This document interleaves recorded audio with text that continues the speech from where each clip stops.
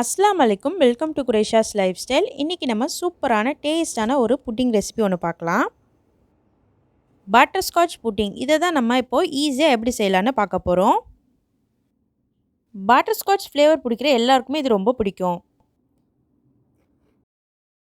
இந்த புட்டிங் செய்கிறதுக்கு ரொம்பவே கம்மியான பொருட்கள் தான் தேவைப்படும். ரொம்ப ஈஸியாக ஓவன் இல்லாமல் வீட்டிலே இந்த பட்டர்ஸ்காட்ச் புட்டிங்கை எப்படி செய்யலான்னு வாங்க போய் வீடியோக்குள்ளே பார்க்கலாம். ஃபஸ்ட் இப்போ பட்டர்ஸ்காட்ச் க்ரஷ் ரெடி பண்ணிடலாம். ஒரு பாத்திரத்தில் 3 டேபிள் ஸ்பூன் சர்க்கரை ஆட் பண்ணிக்கிறேன். சர்க்கரையை கேரமலைஸ் பண்ணிக்கலாம். சர்க்கரை இப்போ நல்லா கேரமலைஸ் ஆகிட்டே வருது. இப்போது இதை லோ ஃப்ளேமில் வச்சு கிண்டி விட்டுட்டே இருக்கலாம். இப்போ 1 டேபிள் ஸ்பூன் பட்டர் ஆட் பண்ணிக்கிறேன். பட்டர் நல்லா மிக்ஸ் பண்ணி விட்டுக்கிறேன். இதில் ஒரு 8லேருந்து 10 முந்திரி பருப்பு எடுத்திருக்கேன். சின்ன சின்னதாக கட் பண்ணி இதில் ஆட் பண்ணிக்கிறேன். இந்த கேரமலில் இந்த முந்திரி பருப்பு நல்லா கோட் ஆனதுக்கப்புறமா இதை ஒரு பட்டர் பேப்பரில் ட்ரான்ஸ்ஃபர் பண்ணிக்கலாம். ட்ரான்ஸ்ஃபர் பண்ணி இதை நல்லா ஸ்ப்ரெட் பண்ணி விட்டுக்கலாம். இது கொஞ்ச நேரம் ஆறட்டும். நெக்ஸ்ட்டு நம்ம கேரமல் சாஸ் ரெடி பண்ணிடலாம். 1/2 கப் சர்க்கரை எடுத்திருக்கேன். சர்க்கரை இப்போ மறுபடியும் கேரமலைஸ் பண்ணிக்கலாம். நல்லா லோ ஃப்ளேமில் வச்சு கேரமலைஸ் பண்ணணும், இல்லைன்னா கரைஞ்சி போயிடும்.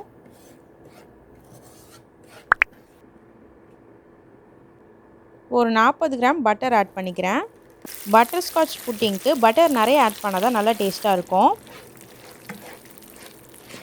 இப்போ பட்டர் நல்லா கரைஞ்சி சூப்பராக வந்துடுச்சு. இப்போ இதில் 3/4 கப் மாதிரி பால் ஆட் பண்ணிக்கிறேன்.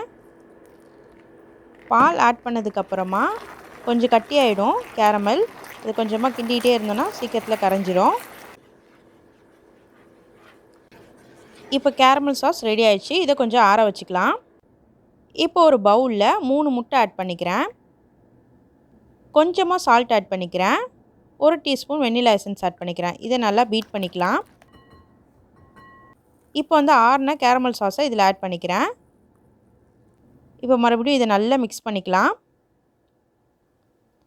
மிக்ஸ் பண்ணதுக்கப்புறமா ஒரு ட்ரே எடுத்திருக்கேன்னா அந்த ட்ரேயில் கொஞ்சம் பட்டர் ஆட் பண்ணி க்ரீஸ் பண்ணிக்கிறேன். இப்போது இதில் முட்டை அந்த கேரமல் மிக்சரை நம்ம ஃபில்டர் பண்ணி எடுத்துக்கலாம். முட்டையோட ஸ்மெல் தெரியாமல் இருக்கணுன்றதுக்காக ஒரு 1/4 டீஸ்பூன் மாதிரி நான் கொஞ்சம் ஏலக்காய் தூள் ஆட் பண்ணிக்கிறேன். ஒரு பாத்திரத்தில் சுடு தண்ணி ஆட் பண்ணி ஸ்டாண்டு வச்சு இந்த கலவை நல்லா ஃபாயில் பேப்பர் வச்சு க்ளோஸ் பண்ணி உள்ளே வச்சு வேக வச்சுக்கலாம். 25 நிமிஷம் வேக வச்சதுக்கப்புறம் இதை நான் இப்போ செக் பண்ண போகிறேன். பார்க்க ரொம்ப அழகாக சூப்பராக வந்திருக்கு புட்டிங். புட்டிங் நல்லா வெந்தும் இருக்குது. இப்போ இதை ட்ரான்ஸ்ஃபர் பண்ணிக்கலாம். நான் ஒரு கத்தியை விட்டு கார்னர்ஸை செப்பரேட் பண்ணி எடுத்துக்கிறேன். அப்போ தான் ட்ரான்ஸ்ஃபர் பண்ண ஈஸியாக இருக்கும்.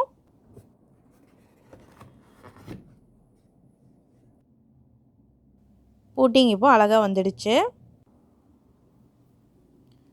இப்போ கேரமல் கேஷ்யூ வச்சுருந்தோம் இல்லையா, அதை இப்போ நம்ம இதை க்ரஷ் பண்ணி எடுத்துக்கலாம்.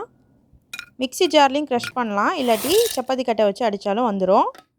இப்போ பட்டர்ஸ்காட்ச் க்ரஷ் ரெடி ஆயிடுச்சு. இந்த பட்டர்ஸ்காட்ச் க்ரஷ்ஷை நம்ம டாப்பிங்க்கு யூஸ் பண்ணிக்கலாம். இது ஆப்ஷனல் தான், ஆனால் போட்டால் நல்லா டேஸ்ட்டாக இருக்கும். இப்போ இந்த புட்டிங்கை நான் ஃப்ரிட்ஜில் வச்சு எடுத்துக்கிறேன். ஃப்ரிட்ஜில் வச்சதுக்கப்புறமா இது சூப்பராக இருக்கும் டேஸ்ட்டு. ஃப்ரிட்ஜில் வைக்காமலும் சாப்பிட்லாம், ஆனால் ஃப்ரிட்ஜில் வச்சா நல்லாவே டேஸ்ட்டாக இருக்கும். இதை நான் இப்போ கட் பண்ணி காட்டுறேன். அழகாக கட் ஆகுது.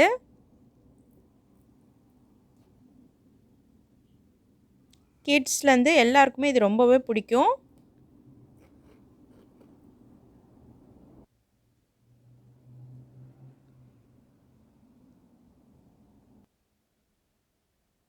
ரொம்பவே ஈஸியான பட்டர்ஸ்காட்ச் புட்டிங் வீட்டிலே ஓவன் இல்லாமல் சூப்பராக செஞ்சாச்சு.